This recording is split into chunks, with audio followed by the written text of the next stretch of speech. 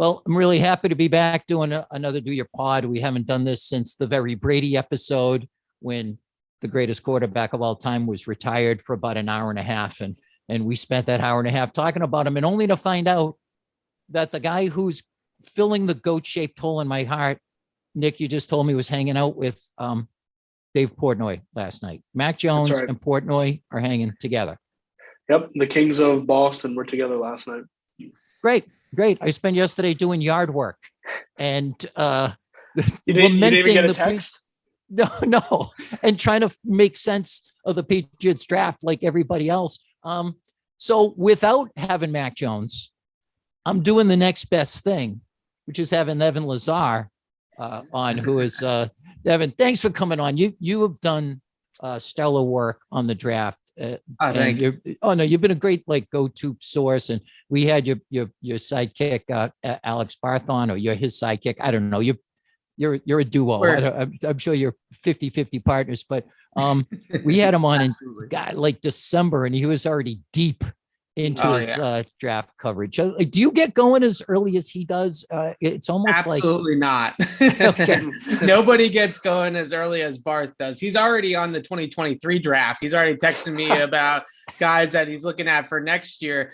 It's funny because he's been texting me about Bailey Zappi in particular, probably since August of last year, right? I mean, September at least of last year. Oh, you gotta watch this quarterback for Bailey Zappi. He's putting up insane numbers. He's gonna break Joe Burrow's record. I'm gonna go home on my Saturday night, and I'm not gonna go out at the bar. I'm not gonna go out on a date. I'm gonna go watch Bailey Zappi break Joe Burrow's NCAA record for passing yards and passing touchdowns. And I was just like, you do you, man. I'll talk to you about him in January, and the Patriots season ends. So I'm definitely. It's like admirable in a way. Like I consider myself like a pretty deep into the draft, but it's kind of like being really into Star Trek, which I am. But then you meet a guy who speaks fluent Klingon, which I think Alec Barth is the equivalent of that guy. Yeah, I'm you, and Barth is the Klingon guy, right? Like that's exactly what it is. And it's very helpful for me because I play catch up with the draft. I like to say I'm a Patriots reporter during the NFL season, and then I'm a draft reporter during draft season. And I kind of try to wear both hats a little bit. And Barth is already 10 steps ahead of me. So I'll text him and I'll be like, oh, have you watched this guy? Have you seen this guy? What do you know about that guy? And he's already got the whole autobiography written of the player and everything. So it's actually helpful for me because he, already knows a lot more. I would say I know a little bit more about the tape and the X's and O's and how the guy looks and the scouting report of the player, but he knows so much more about the background and how the player got to where he was at and all that kind of stuff, which makes us a good duo. Well, Evan, if you don't know this about me, I make a lot of sports metaphors in real life. Unless I'm talking about sports, then I make a lot of other metaphors about it. So, to me, I don't get into the draft really until about the combine, in the same way that I don't start listening to Christmas music until after Thanksgiving. But yeah, Barth is the guy who's got his shopping done by August. And then he's going to, before there's even a Spirit Halloween store at the shopping plaza, he's already deep into doing his decorating and crap. And I admire it. It just can't be for me. When they got Bailey Zappi, I had heard the name, but at first I thought they had drafted Billy Zabka from the Cobra Kai dojo. I'm like, cool, Johnny Lawrence. We will get into Zappa or whatever, Zappy, shortly, but I just think kind of broad strokes, and we'll kind of get a little bit more granular as we go. You can't be a breathing, sentient being on this planet without knowing that everyone outside of the Patriots war room seems to agree that they had no idea what they were doing, and they flew by the seat of their pants, and the game has passed Belichick by, and Kraft should probably fire him or whatever. None of which I agree with, but what's your overall take on this? None of which I agree with either. I think the biggest thing that we have to keep in mind is two things. One, even people like me that weed through the film and have reports about these players before the draft and really get into it. And I just, like I kind of said, I kind of like moonlight as a draft reporter, even guys that I really trust in the draft community, like Dane Brugler or Todd McShay or some of the big J's, as they call them in the draft world.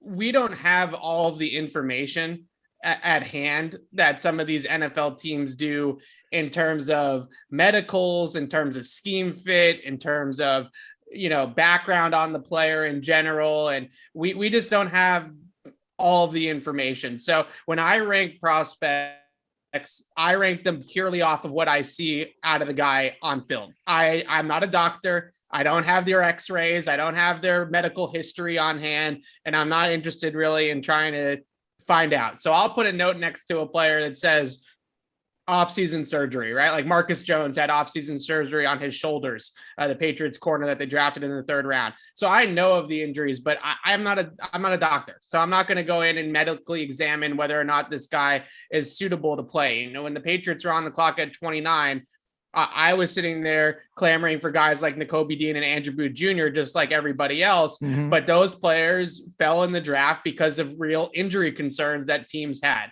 So on the one hand, I give them the benefit of the doubt that, look, they have all the information at hand.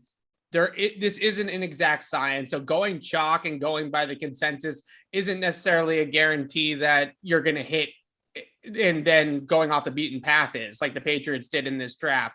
But the one thing that I will say is, I think the part that is going to trouble a lot of Patriots fans, that's going to trouble me in particular, is we organically are going to compare all the players they did draft to the players that were drafted at the same time that they were drafted. We do this all the time, right? It's N'Keal Harry and versus Deebo Samuel and DK Metcalf and Terry McLaurin and all those players, AJ Brown and all those guys from the 2019 draft.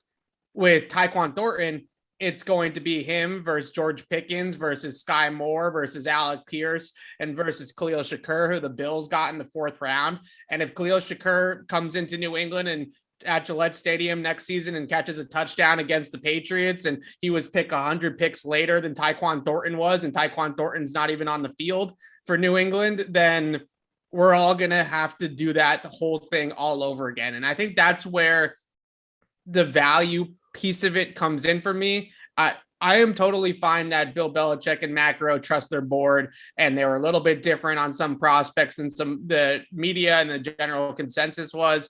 And that's all well and good. For me, it's not necessarily a clamoring of they took Cole Strange in the 1st round when they could have had him in the 2nd round, or they took Tyquan Thornton in the 2nd round when they could have had him in the 3rd round.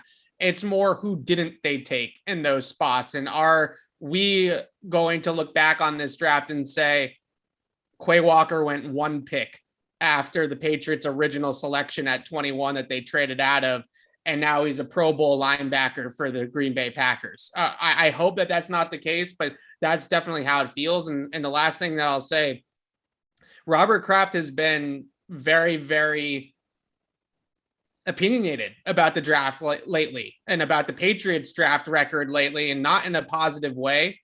And the last year they did go consensus. They went chalk. They got Mac Jones at 15 and Christian Barmore at 38, much later than both players were projected to go in the media mock drafts. And some people had Mac at 3 to the San Francisco 49ers, and some people had Christian Barmore at the back end of the 1st round. So they got what we would call in our line of work steals in the draft last year. And look at how well it worked out for them, the fact that they got those 2 guys when they did. So if I'm Kraft, and he went up there and said on Friday when they introduced Cole Strange and we were all down there at Gillette, oh, it's just like Logan Mankins. We're solidifying the middle of the offensive line like we did with Logan Mankins, and that worked out pretty well. And to me, and Alex also had the same read on it. We were actually talking about this yesterday. It felt like Kraft was almost justifying it to himself. Like, this is what Bill told me, right? This is what we did. This is what Bill's telling me. And this is the spin that I'm going to give you guys as well. If Cole Strange ends up being a complete bust, and I don't think he will be, I'm just saying if he does, the seat was already getting a little bit warm on Bill when it comes to the draft to begin with. I mean, Robert came out and said, we haven't drafted well. last year was better, but we haven't drafted well over the last 4 or 5 years. It's going to be very interesting to see now that this is a complete Belichick draft. He completely went off the grid, went by his own intuition. If it doesn't work out, I'm interested to see how they move forward. And do you see that that's the narrative? Because this is what you hear any hour of the day on 2 Boston sports radio stations. It's that, Kraft has said, this is a failure of his part and changes have to be made.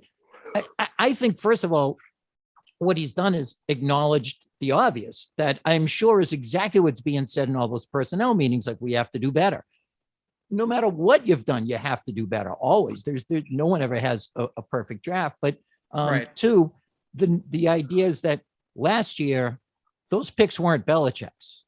But when they're strange picks, and maybe you can argue Kyle Duggar is one, or whatever, that's on him. Certainly N'Keal Harry.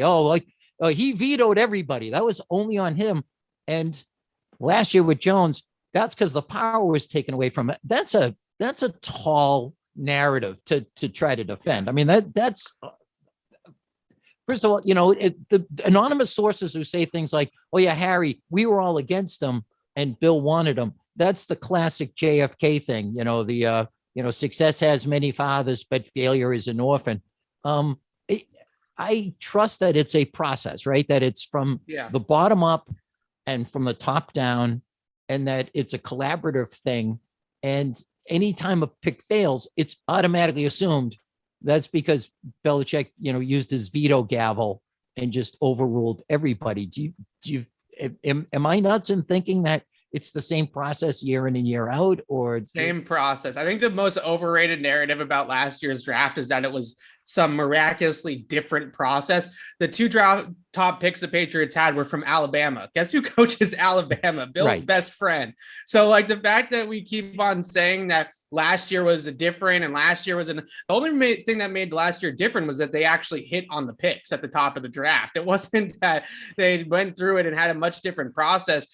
They picked the quarterback and the best pass rusher from the national championship team that just so happens to be head coached by Bill Belichick's best friend in football. Right. I don't think that is oh my God, they totally, Dave Ziegler ran the draft room or Matt Groh ran the draft room. If they did that, then maybe they would have picked Justin Fields last year, right? Maybe they move up and take Justin Fields or something like that. They clearly took one of Bill's guys. They clearly got the thumbs up from Nick Saban that Mac was the real deal, and they took the guy that Bill was comfortable with. I think that narrative in that he got overruled last year or he was more collaborative. I mean, they took guys from Alabama and Oklahoma. Like, those are 2 programs they've always drafted from, and I don't really think that that's true. Now, the one thing I will say, you mentioned Duggar, and I'm sure we'll talk about Cole Strange here in a second. The Cole Strange pick does remind me a ton of Kyle Duggar and that selection in 2020. And I think the biggest thing that you looked at last year that made us, that I think was why they were successful with the draft, but B is why we were all so positive about it afterwards, is they went out and they drafted from Power 5 blue blood programs and they drafted blue chippers. They didn't go out and get the Cole Stranges of the world. They drafted the quarterback on the national championship team from the FBS. They drafted Christian Barmore, who's an absolute stud at college and was a 5-star recruit. They drafted 2 guys from Oklahoma, right? So they went out and they got name brands. This year's draft, this is back to shopping on the beaten path here. This is back to, non-name brands. You got to go and dig. I've asked 4 or 5 people. I finally got my hands on some Chattanooga tape today. I had a little bit of it from the broadcast angle. Couldn't get the all 22 from Chattanooga until today. And I asked 4 or 5 different people that I know, usually can come through for me to get me some. And it took me a couple of days to finally track down some UT Chattanooga all 22. So that's like kind of where we're at with this. Whereas last year I had every single Mac Jones throw he ever made before they even drafted the guy. So that's, I think, the general feeling that I understand, and the doubt that I understand that comes in is last year you went out and you drafted blue chip, high-end talent from high-end programs. and it made sense. This year, it's back to the Kyle Duggars and that of the world, which I think gives a lot of people pause, and I understand. Oh yeah, and I'll throw it to Nick in a second here, but yeah, this is our lot in life. Like, it's not a lot, but it's our life that when you're beholden to Belichick and believe in his process, you have to accept the fact that he's never going to go with the conventional wisdom. And I think inside that room, they believe that they've built an empire by not going through the conventional wisdom. Yes. And they see no need to all of a sudden go, well, who does Todd McShay like? Let's go with that. And I mean, there's a lot of guys that were drafted a lot later than the conventional wisdom. I mean, here's just the defensive lineman out of UConn, Jones. Third round pick. Third. It was a Calvin Austin, the third out of Memphis, the wide receiver. I mean, he went like 138 when he was a top 40 selection. And I would have been happy to get either of those guys, but you just have to prepare yourself for, you see all these receivers out there and all these guys who look like they would be plug and play guys, and you're going to get a guard out of Chattanooga. Real quick, Nick, before you do, who is the most famous football player to ever come out of the University of Tennessee at Chattanooga? Terrell Owens. That's the answer I gave too. But no, my brother corrected me. There is actually a more famous person who played football at Chattanooga. Okay. This is so stupid. Nobody under the age of 50 is going to care about this. But the guy who played Leave It to Beaver's dad, Ward Cleaver, played freaking football at Chattanooga. And he's an iconic part of American pop culture. So take that, Terrell Owens. Yeah. Had no catches in the NFL. Don't know what position he played, but I watched the way he used to keep Beav and Wally in line. And I'm telling you right now, he was a badass in his own time. So take that useless piece of information, Nick. What do you got for us? So starting off, when we picked up Cole Strange, like everyone goes to social media, congratulates him, and sees whatever he's been posting. I went through his account, and did you guys see when he was touring Miami, touring all the other teams that he was visiting? Every time he posted with another team, he was giving captions like "Go New England" and like "Let's go Patriots" when he was like in Miami. It was the funniest thing ever. Like, he obviously only wanted to be in New England. No, I swear to God, it's on his Instagram now. All through like 3 or 4 different stops he toured, he was all giving New England-based captions for the different stops. It was hilarious. One of my favorites out of this draft is definitely Sam Roberts from Northwest Missouri. That guy is going to be a very dominant force for the D-line. He's unbelievable. 6'4", 293 pounds. The guy's going to be an unstoppable force. Yeah, he's a Cliff Harris Award winner, which is the best non-Division I prospect or defensive player in the country. So Kyle Duggar 2 years ago won the Cliff Harris Award as well. So they have 2 Cliff Harris Award winners now on their roster. And when I look at Roberts, the length and the power in his hands really stands out. He's not exactly a screamer off the edge. He's not going to rush the passer with a lot of first step explosiveness or bend, but he can really lock out, punch, and shed off a block and build that wall on that 2-gapping technique as a defensive end, which is exactly what the Patriots want to build up there. And I think the interesting thing about this draft to me was, okay, you didn't go linebacker like we all maybe anticipated that you would, which is fine. But in order to play the style that I think they want to play at the second level, which is having Phillips, Kyle Duggar, Jabril Peppers, all the safeties that they've acquired that can play in the box, I think those guys are going to play a lot this year as essentially pseudo linebackers. So everybody else is chasing, the Nakobe Deans and the Christian Harrises of the world to get faster and get smaller at linebacker. And I think Bill says, well, I'm going to put safeties there because they're better in coverage than these linebackers are. They're more instinctual. They're more natural coverage players. So I'm going to put the safeties there. But the problem with that is that you got to have a dominant defensive line to play the safeties in the box, because those guys are 220, 225. And if they have offensive linemen coming up to them at the second level and making blocks on them in the run game, then it's going to be a long afternoon. So those defensive linemen have to occupy guys. They have to be able to clog gaps on the line of scrimmage and occupy blockers from getting up to the second level and keep those safeties clean to run around and do their thing.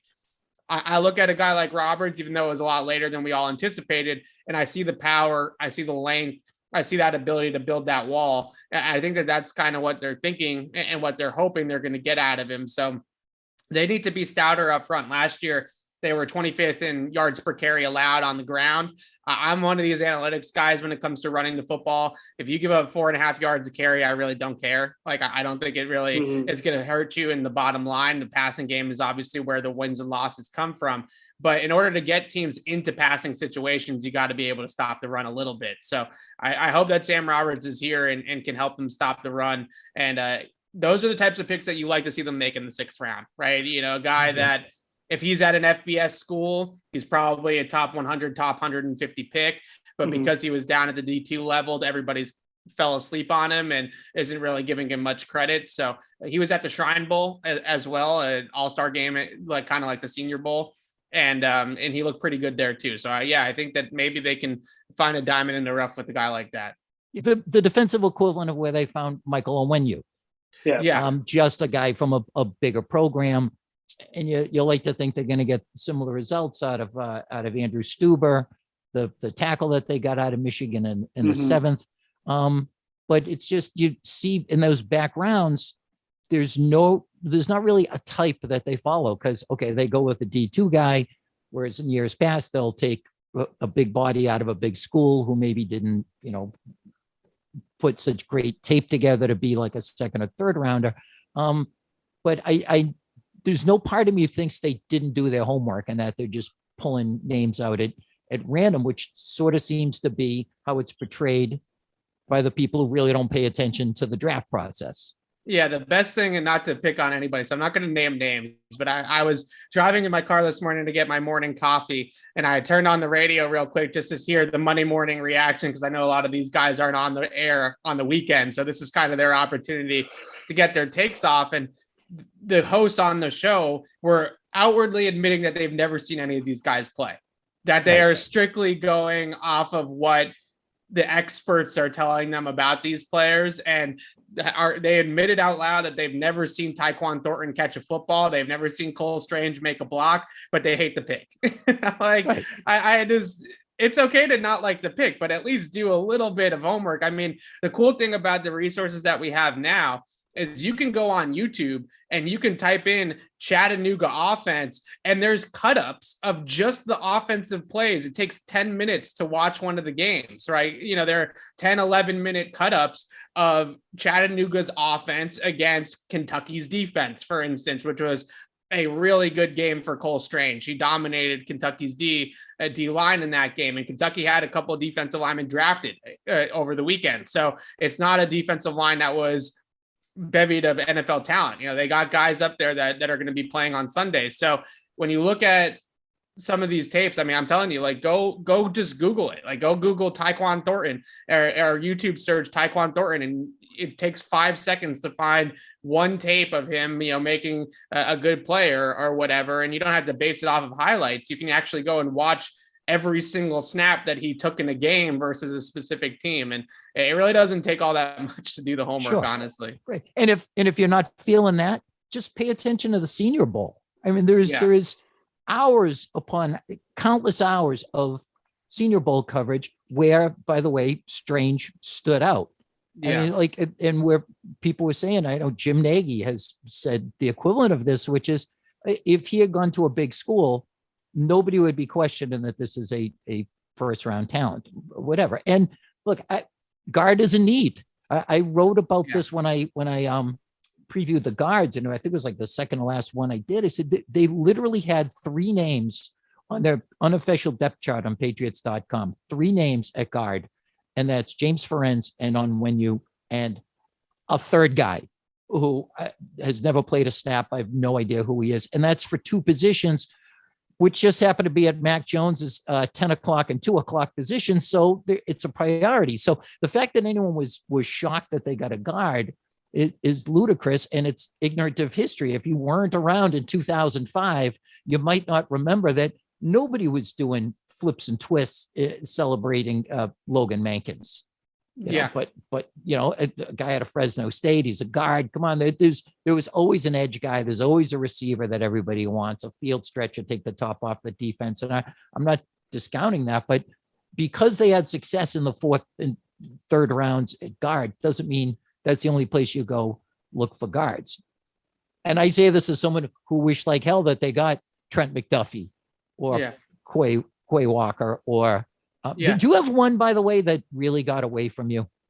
To me, the one guy that I look back and I've seen some of the things that have come out about this player, Buffalo has done a great job of releasing some behind the scenes footage of Kaiir Elam, the corner from Florida that they drafted in the first round. And apparently at his combine visit, he presented the Bills and every team he met with at the combine with his notes from the season before, from his film study of the opponents. And he's got breakdowns of notes of the guys he's going up against, the receivers that he was assigned to, because they ran a very man heavy scheme there. So it was like, Kaiir, you got this guy, and don't just study this guy and don't worry about it. A lot like what the Patriots do with JC or Stephon Gilmore in the past. And he presented the notes to Sean McDermott and Brandon Beane in the meeting, and they're looking through the notebook and like their eyes are just like, oh my God, like this guy's got pages and pages of notes of releases and formations and route trees and all this kind of stuff.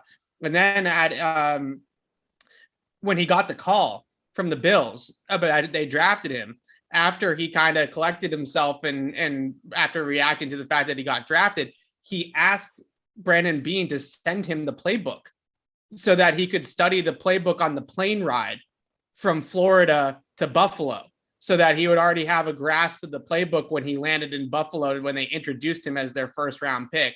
So that just, to me, a guy that's that dedicated and that studious, how is that not a fit in Foxborough, right? And they needed a corner, and this is a prime time Florida SEC stud cornerback prospect that ran a sub 4.4 at the 40-yard dash at 6'1", 200 pounds, right? And this guy is, I don't know if he's going to be the best corner ever. I don't even know if he's going to end up working out in Buffalo, but the process and the projection of the player is really, really positive. And he was drafted. The Bills moved up a couple slots to draft him, I think 23 overall in the draft. So that's the one that I look back on now and I say, well, if he was in the combine meeting room with the Patriots and he was presenting them these notes and he was such a studious guy and they were getting him on the whiteboard and he was acing the test and all that kind of stuff, how is that not a position of need,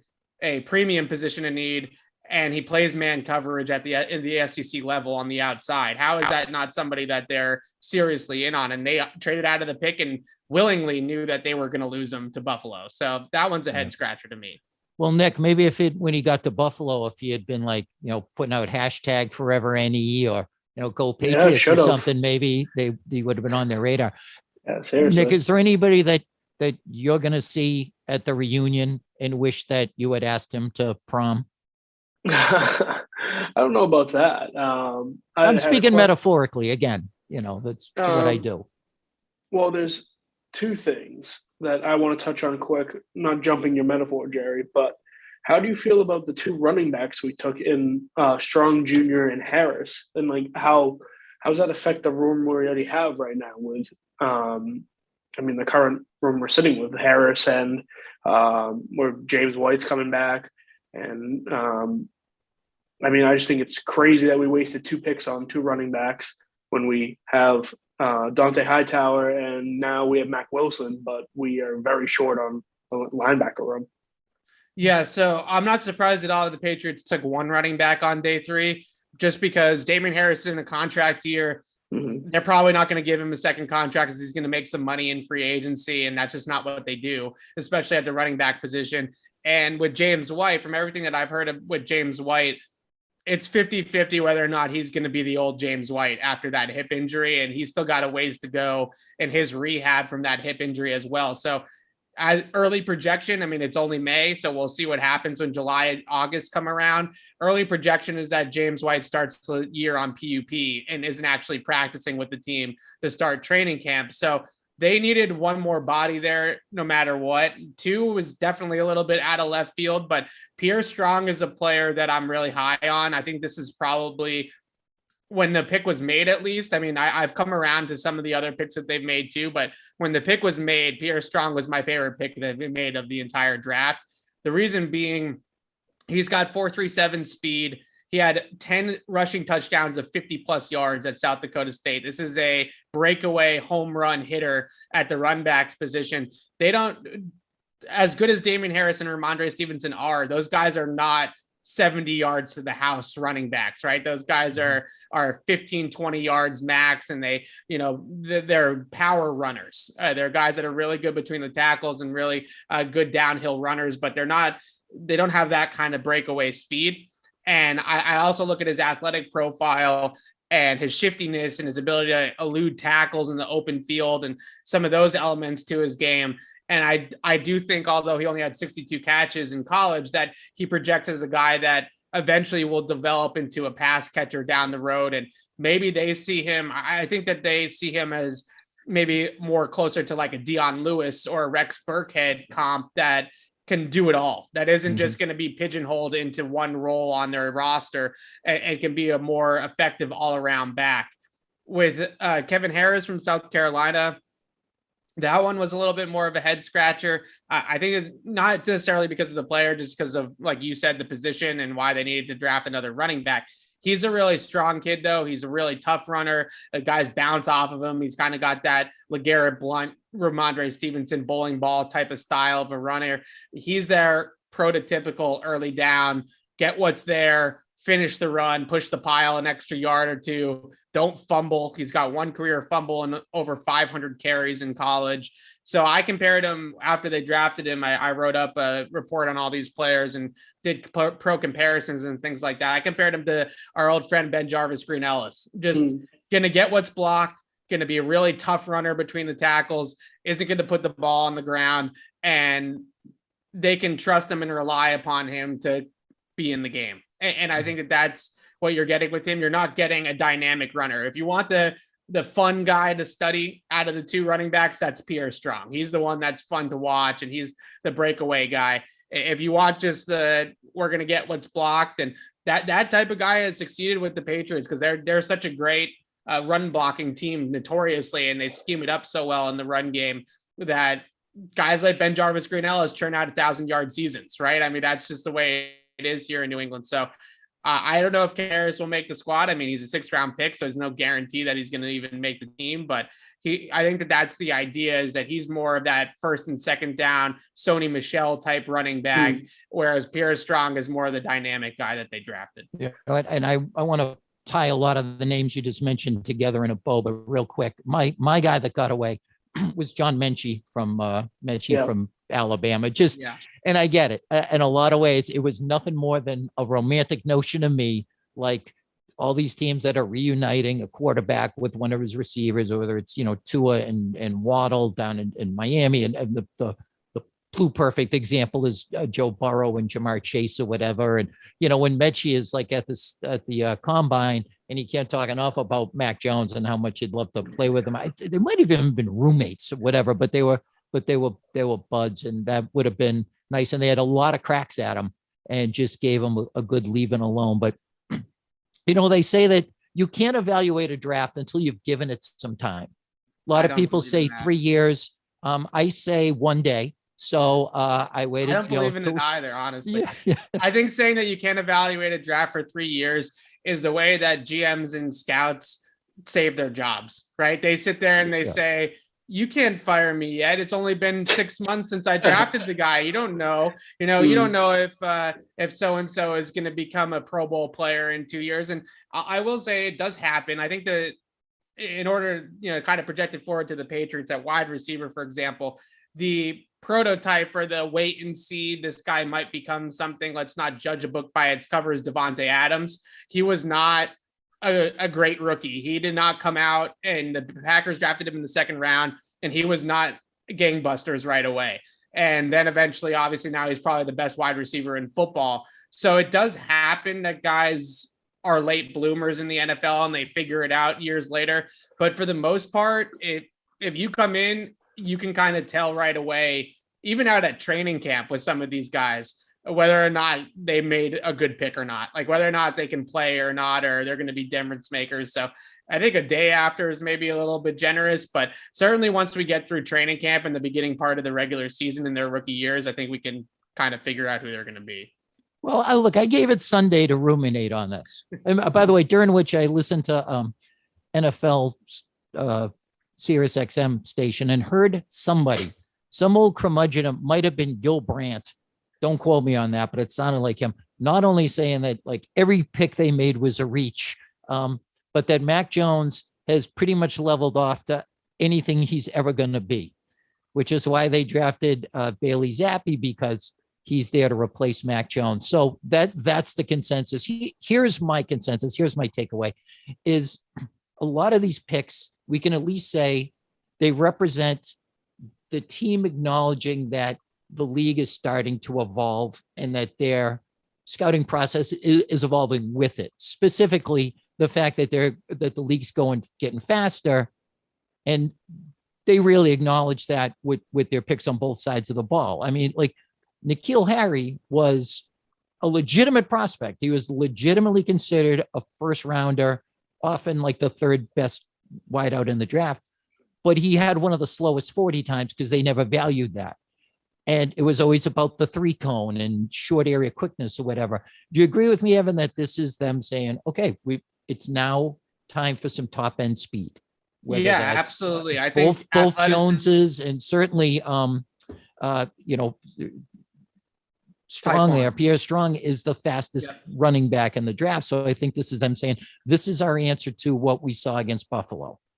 Yeah, in a lot of ways, I agree with that. I do think they kind of missed the boat on the front seven speed. And I mentioned earlier that Duggar, Phillips, Peppers, like that might be the plan, right? Is playing those safeties in the box instead of drafting a faster linebacker on days 1 or 2. They said that we already have those guys. They also mentioned Cam McGrone from last year as kind of a holdover pick, and they're really high on him internally, kind of stepping in. He's 6'1", 240, runs well. So maybe they look at him as that athletic linebacker that they could have had in the 3rd round this year is just Cam McGrone, who they already have on the roster.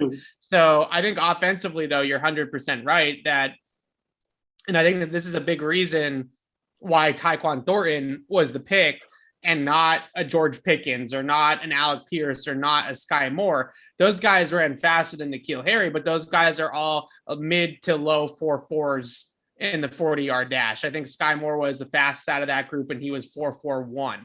So there's a big difference. There's not a big difference between 4.41 and 4.37, but there's a big difference between 4.41 and 4.28, right? Like that's a significant, I always kind of hear that it's about the 10th of a second, right? So if a guy's a 10th of a second faster than another guy, that's a big difference. So I think that they looked at guys like Alec Pierce and George Pickens, who I know a lot of people are really high on that, listen to our stuff and read my stuff. And they looked at those guys and they said, well, they're a little bit more explosive than what we had with N'Keal, but is that really that different? They're 6'2", 6'3", mid 4.5s guys, or mid 4.4s guys, that are big body. They're fast for their size. They're not fast. They're just fast because they're 6'2", 220 pounds, but they're not necessarily fast in the world of fast. And that, I think, is where they're going with Thornton in particular. Is in another life, Thornton could be on the USA track team running the 100-meter at the Olympics, right? I mean, that's the kind of speed that he has. So I think that that's a big difference to them in this draft. And we talked to Matt Groh about it a couple different times in his pre-draft press conference and then on Friday night. And he said, point blank, if you want speed, you draft Tyquan Thornton. If you want somebody in a different skill set, then you don't draft Tyquan Thornton. But they definitely identified two very, very fast skill players. I hope that there's a real concrete plan. There's no real concrete offensive coordinator. So that obviously makes you a little bit wary of what exactly they're going to do schematically with these guys. But if there's a clear-cut plan of how they're going to use their speed in the game, then yeah, I think it definitely makes a lot of sense. I think they looked at a guy like Isaiah McKenzie in Buffalo, who's not the best route runner. He's not Julian Edelman. He doesn't have a full route tree, and he's not, putting his foot in the ground and changing directions and do all that kind of stuff. And he absolutely torched them, right? In two games at the end of the year last year. So I think they look at Tyquan Thornton and say, at the very least, this is our Isaiah McKenzie. We hope that we can develop him into something maybe closer to a guy like Brandon Cooks or something like that. And I think that that's sort of the hope the Patriots have internally with Tyquan Thornton, who they were very high on. And yeah, speed is the name of the game. And they also at corner, I mean, Jack Jones is not the fastest corner in the world, but Marcus Jones is an electric blur on the field, both as a returner and as a corner. So they got some speed guys, certainly, even if they didn't really go in the direction in the front seven that we all were thinking they would. So I got a quick thing. Circling back to when I brought up Kevin Harris, obviously a couple months ago when we released Jakob Johnson, he made a statement about how the Patriots are trying to move away from the fullback. Yeah. Could that be a reason why they bring in another bigger, you said, LeGarrette Blount-esque back? Yeah, it could be. And I think I look at what Mac Jones is best at, and I was banging the table about this last year since the Bucs game when they really opened up the offense in the second half against Tampa Bay and let Mac Jones throw the ball. He comes from, at Alabama, a spread offense. He comes from a spread wide open system. They at Alabama they were used to be a smash mouth offense in the two early Saban years, 2010 to 2015 or 16, let's call it. They were a smash mouth, power eye, downhill run game offense at Alabama, just like the Patriots have been for a lot of the years over the last 2 decades with Bill. And Saban is on the record. He actually said this in a coaching clinic. He said it multiple times that they lost a lot national championship somewhere in that mid 2015 range. And Saban went back to the drawing board and said, if I'm going to compete for national titles the way that we want to here at Alabama, we need to adapt. We need to become an offense. We can't win with run game and defense anymore in college football. It's just not the way the game is played anymore. We got to get better quarterbacks. We got to get better receivers, and we got to open up the game. So he hired Lane Kiffin, who is a notorious air raid spread type of coach. They completely rewrote the playbook. They redid the whole thing, and they became this new age open offense. And as we've seen out of Alabama, all their quarterbacks are getting drafted, all their wide receivers are getting drafted, and they've become kind of the top of the line when it comes to that type of scheme and that type of system. So although I think Bill is still a little bit still caught in his old ways of we can run the ball, play good defense, play sound special teams, and win games that way, I do hope that some of the picks that they've made and some of the direction that they've gone in is an indication that they are going to be a little bit more new age offensively with their scheme. And I would say that with Mack, it fits him best. You don't draft a guy like Tyquan Thornton to have him run block 75% of the time, right? You're drafting a guy like Tyquan Thornton to make impact plays in the passing game. So I hope that that's the direction that they're going in. And it doesn't mean you don't run the football. It just means you run it differently. You run it more like the 2011 Patriots offense, where there were a lot of sub-package runs. They were a lot of 11 personnel, 12 personnel, obviously, with the 2 tight ends. And they were running the football from more shotgun and spread formations with guys like Danny Woodhead and things like that. And maybe that's more of the direction that they're going in. And if they want to go under center, they don't necessarily need to put a fullback in front of a guy like Kevin Harris. Maybe, he might be able to be his own fullback. So yeah, I could see that offensive innovation might be happening here a little bit. Yeah, and that tees up nicely another kind of overarching philosophical thing that I've thought about. When you mentioned about Tyquan Thornton, if you go back to that memo that got released, I think Ross Tucker put it out there from Belichick's Browns days, and you could tell it's like written like it looks like on a typewriter and whatever. Yeah. And he puts his priorities at every position. And wide receiver is getting off the line. Like that's the first priority. And Evan, you've put out some videos of Tyquan Thornton getting off the line, which, is great because the narrative on him so far, Stephen Shea wrote this, that he's just a track athlete. And, you show his ability to get off even against press and man coverage is, it's might not be elite, but it proves he's not just some track lead. So let me put it to you this way. He has the best release package on the Patriots already. They drafted him on Friday and he already has the best release game on the team. His ability to release off the line of scrimmage is different. His 10-yard split is faster than Tyreek Hill's at the 40-yard dash. So his first 10 yards is 1.5 seconds. That is absolutely blazing off the line. And you watch his ability really, what you talk about is linear athletes, like guys that can't cut, guys that are stiff, robotic, like, sorry to keep bashing on N'Keal, but like N'Keal Harry, right? Where he can't move. He's not sudden with his movements. He's not quick. And they sent him down to the footwork king, Rashad Whitfield, who is a good friend of mine. And they tried to get that foot quickness out of N'Keal. They sent him to the guy to get release quickness, and it still didn't really stick. Tyquan Thornton has that suddenness. He has that short area agility. And I know everybody says to me, well, he had a terrible 3-cone. The 3-cone doesn't measure release time. It doesn't measure that one sudden movement and go. It measures stacking movements together in succession. It's a different skill, right? Releasing is a different skill than the 3-cone. The 3-cone is better measurements for the top of the route, how a guy can change directions in his route break. Like a Julian Edelman runs a great 3-cone. A Danny Amendola runs a great 3-cone. Wes Welker runs a good 3-cone. A guy like Tyquan Thornton doesn't run a good 3-cone, but he's very sudden and very quick at the line of scrimmage in his movements. And that allows him to get the track, which means if he's going to get jammed at the line of scrimmage, well, now his feet he can get out of the way of the jam and he can get up the field and open up his strides. And he's going to be able to get that leverage, whether he's inside or outside on a fade, inside on like a post or a crossing route or something like that. So when everything with a receiver like Tyquan Thornton, you look across the league at the best deep threats in the league, the best big play guys, all of them can release. If you can't release at the line of scrimmage and you're going to be a vertical guy in the NFL, then you're going to flame out. You're not going to be able to make it. So the one guy that he mentioned that he kind of models his game after, I know he's worked out with him in the past. I've already mentioned him once already on the pod, is Davante Adams, who has easily the best release package in the NFL. Not close. The best releases in the league. And Tyquan is trying to model his game in terms of the releases at the line after a guy like Davante Adams, which is the right idea. You want to be like that guy. So I think that's the most promising thing that I've seen out of his tape is his ability to get off the line of scrimmage. That first 10 yards is really, really explosive, and his acceleration is really good. And his ability to move laterally and avoid press coverage and get up the field, that's the building block. And then the rest of it, you can kind of patch together from there, and that's the hope. He's also very good at tracking the football down the field, which is obviously very key if they're going to throw him the deep ball.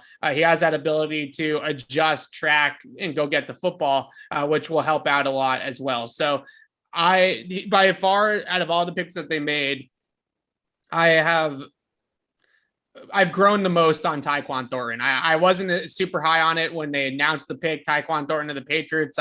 I thought like everybody else, I was like a little bit of a reach, probably could have had this guy in the 3rd round.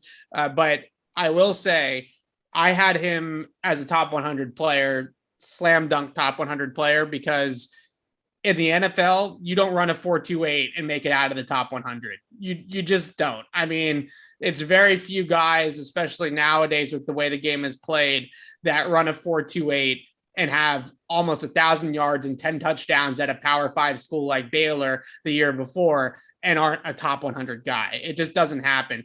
Anthony Schwartz from Auburn in 2021 in the 21 draft, he ran a 4.27 and he was kind of a surprise top 100 guy because they just don't let that kind of speed fall in the draft. So I was not surprised at all that Tyquan Thornton ended up being a top 100 player. That's just, if you know the draft, that guys like that just don't fall very far. Last individual player I want to get into is Marcus Jones, because clearly reputation as a ball hawk and great at attacking the catch point, whatever. Also 5'8". So is this, again, does this signal like a shift in their philosophy? Because I remember the dark days of like 2000, 9 maybe through like 2012, when they drafted a lot of like Jonathan Wheatleys and Will Heights and Darius Butler and just these smaller guys with a quick baseball turn, because they felt the game was going to go away from contact and whatever. And to right the ship, they had to get big physical guys like Akeem Talib and Terrell Revis and Brandon Brown, or right up until Gilmore. So does Jones have the upside to be a starting corner in this system, either now or down the road?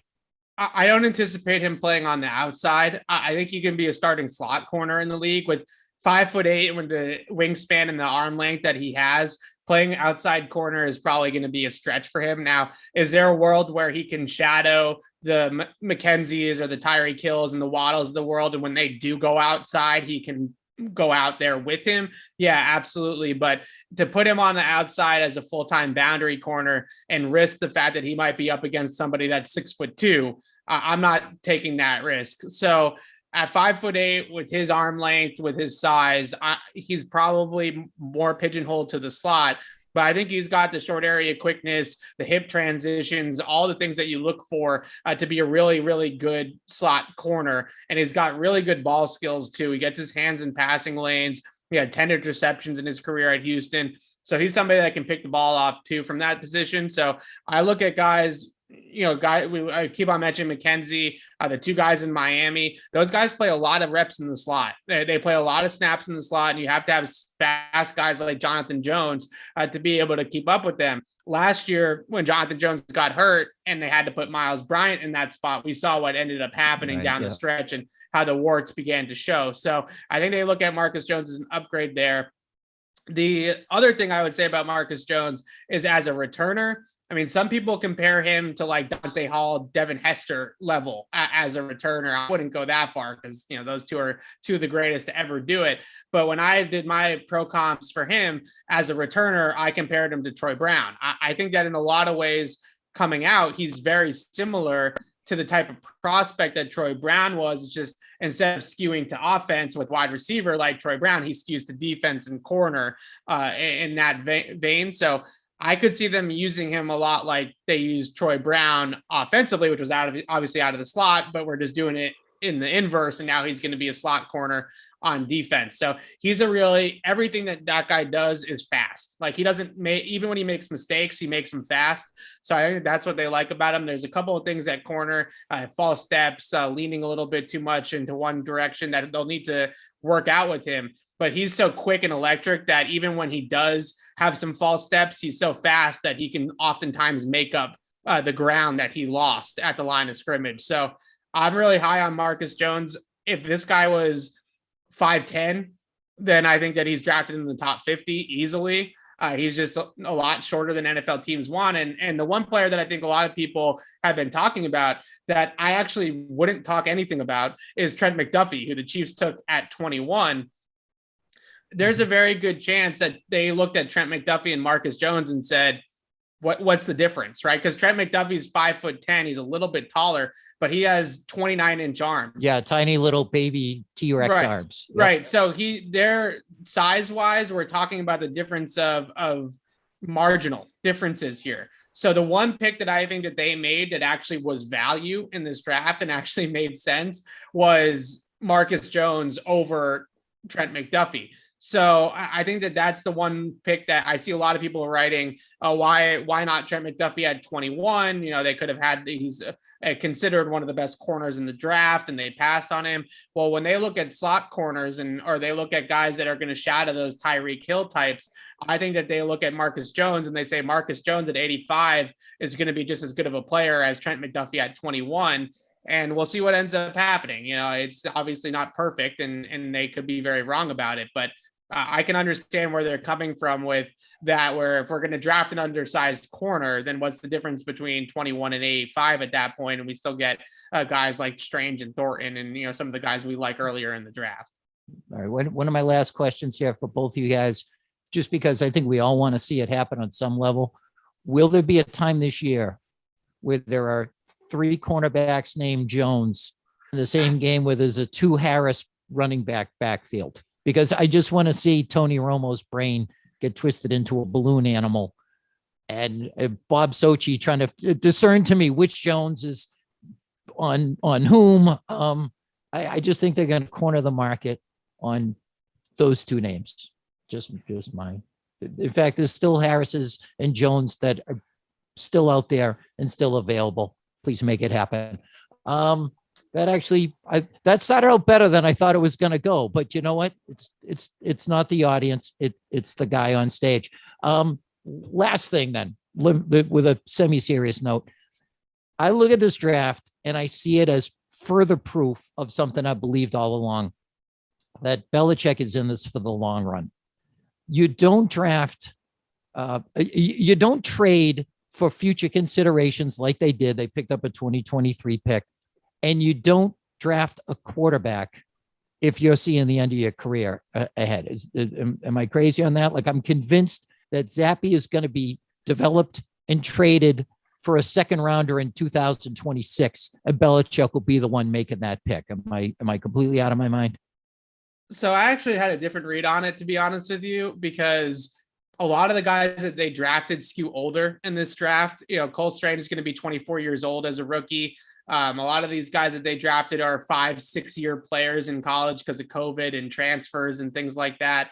So I actually looked at it and said, I'm not so sure if the Patriots are too concerned about the second contract for a lot of these guys, because, you know, Belichick just turned 70 and he might be looking at it as a 4 or 5 year window that he has left here. So a lot of people, I think, have made a lot out of the age of the Patriots draft class, because there are a lot of guys that are 23, 24 years old already.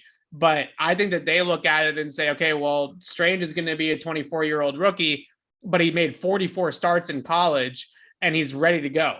So we don't have to develop him for a year or two and worry about that sort of longevity there. So on top of that, you know, you probably are thinking, okay, well, if he's 24, then by the time he hits his second contract, he's 28, 29 years old. Are you really going to pay him into his 30s?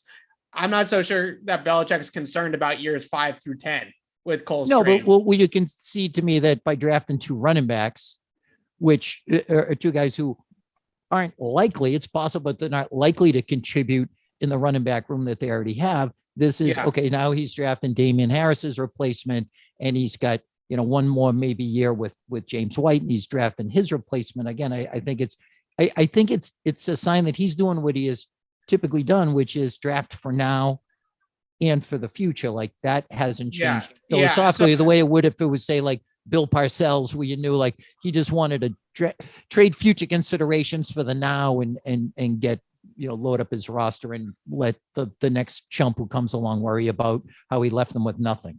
So I think that we're both right, because I think that you're looking at it like Bill's going to be here for at least the next 3 or 4 years.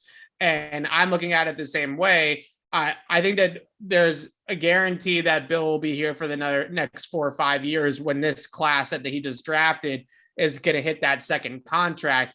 I just don't think that he is worried about 5 to 10 years from now, because I think he has a light at the end of the tunnel that's at least in his mid 70s, right? So I think we're both right in that he's not going anywhere in the next year or two anytime soon, like you're saying. But I don't think that he's looking at it necessarily from is Cole Strange going to be a 10-year Patriot? I don't know if he really cares, right? If Cole Strange is going to be 34 years old and 2026 or whatever it's going to be or 2036 and is still playing with the Patriots. So I guess we're both right in a way, right? So yeah, I hear you. The 2023 third that they got back from Carolina, I thought that was another really low-key great move that they made, since they traded it away for Devontae Parker and they replenished that. So they have a first, a second, 2 thirds next year going into that draft already. So they're loaded again with picks in the first 2 days next year already as well. The second third's a comp pick projection for JC Jackson leaving in free agency, but they're going to get it. So that's going to be another draft where they're going to have a lot of options at the top. And I'm looking forward already to being dead wrong about every one of them. Nick, before we go, because we've extended our streak of never bringing in the show with any sort of brevity. But before we bounce, Nick, do you have anything else? I have one last thing. So Devontae Parker coming into New England, obviously, he's wearing the lucky number 11. And this was a topic of discussion, I think, last week. Are you shocked by it that they're letting Julian's number and Bledsoe's number just be worn again? I mean, obviously, they haven't done anything with Tom's number or Gronk's yet, but they're just allowing players to wear 11. Is that crazy to you? The only Patriot that retired a Patriot? I don't think it's that crazy. I mean, football is a different sport. Like if this was basketball, then there's obviously no way that 11 is not retired, right? I mean, the Celtics, I absolutely love Kevin Garnett. I'm not saying this is a slight on Kevin Garnett, but the Celtics retired KG's number. If he was a Celtic, then Julian Edelman's 11 is obviously going up in the rafters as well. But I think that the one thing that you look at with football, it is a 90-man roster that gets whittled down to 53 players. You start retiring everybody's number. There's not a lot of numbers to go around at that point. And this is kind of why teams create a team Hall of Fame like the Patriots have, or a Ring of Honor.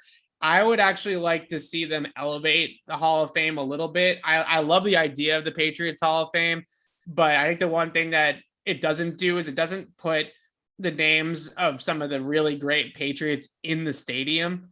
And I think that that's something that would really go a long way for a lot of these guys, especially from this dynasty era. Like I know that they tried to retire 54 for Brewski, and Hightower already had the number and Brewski didn't want them to do it. And so that's one thing, but you don't have to retire the number. You know, you can just put the name up on a banner or something like that and go that direction. But out of all the dynasty Patriots, the way that it's trending right now, it's 12 is going to be the only number that's going to get officially retired from the team when that happens. So until they give out 12, my eyes are not going to, my ears are not going to perk up all that much.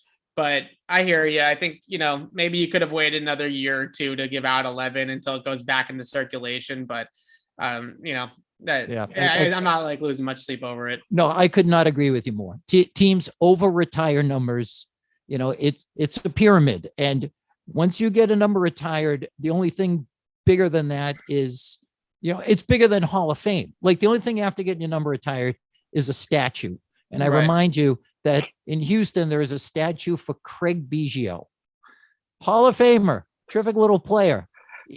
Nobody ever paid a ticket to go see Craig Biggio. You build statues to Hank Aaron, not him. You retire Tom Brady's number, not, and I take a backseat to no man and my respect for Julian Edelman, you don't retire his number. If they had given it a year or two, fine. But listen, if it makes Parker, you know, reboot his 1,200-year season from 3 years ago, like I don't care what. Give him 12. I don't care. Like as long as we get results. One of the coolest statues that I've seen in the NFL, and I've been lucky enough to like travel to a bunch of stadiums since I've been on the beat. In Indianapolis, they have a statue of Peyton Manning, and he's actually throwing a ball to Marvin Harrison, who's got a little bit of a statue like 10 yards away from where Peyton is standing. So as much as I know that some Patriots fans will say, no, like the statue should only go to Brady. And it would be pretty cool to recreate the Edelman catch from the Falcons Super Bowl and have like both of them on, like, you know, Brady's throwing the pass and then Edelman's, you know, catching it off the ground. Like, I feel like that would be like a cool way to get Jules a little bit more added love than just, you know, his going to the Patriots Hall of Fame or something like that. It would be a cool statue in general, not just like the basic, like, Brady standing there like, hey, I'm Tom Brady, you know? So I think that'd be a cool statue. I love the idea. And as long as they save room for the Mac Jones statue, not that I'm getting ahead of myself. Oh, wait, no, not until he hangs out with me, not until he goes to see a Celtics playoff game with yours truly. But hey, we didn't have him today, but we had Nick Fasoli, we had Evan Lazar. This was a great talk. You know, there's still so much to chew on with this draft and with this off season, and there's a lot more to go. Evan, it's not the first. This is the first time we've done this podcast together. I hope it's not the last. I hope you can find time for us when the season begins. I'm always available for you guys. DMs are always open. Just give me a shout. Appreciate He's, it. he's Evan Lazar. He's Nick DeSoli. I'm Jerry Thornton with a rare off-season version of Do Your Pod. We'll be doing some more before the season begins. In the meantime, go Pats, Swan Show.